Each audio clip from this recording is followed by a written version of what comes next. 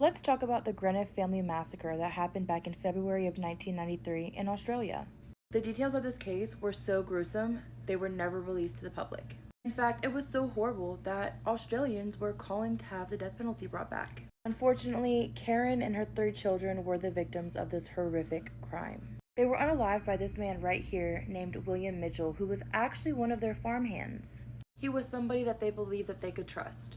On the night before the crime, Mitchell was drinking and using illegal substances all night long. The following morning at 3 a.m., he arrived at the Mackenzie's home, which is the victims.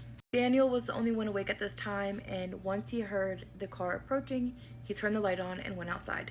He went to greet Mitchell, and Mitchell had no expression on his face, and he didn't say a word. Unfortunately, Daniel became the first victim.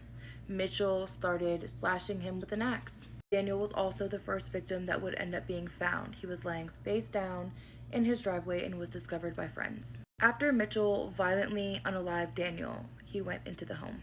That is where Karen and her two younger daughters were asleep. Karen Mackenzie was sleeping in her lounge room when Mitchell came up and also violently attacked her with an axe. After he was finished doing that, there were the two younger girls, and he unfortunately did the exact same thing to them. It was said that the two young girls were asleep and their lives ended relatively quickly. Mitchell pled guilty on 4 counts of willful unaliving and SA. He was convicted in 1995 at age 24. He was sentenced to 4 concurrent life sentences. The judge also ruled that the exact way the victims were unalived are to remain sealed forever.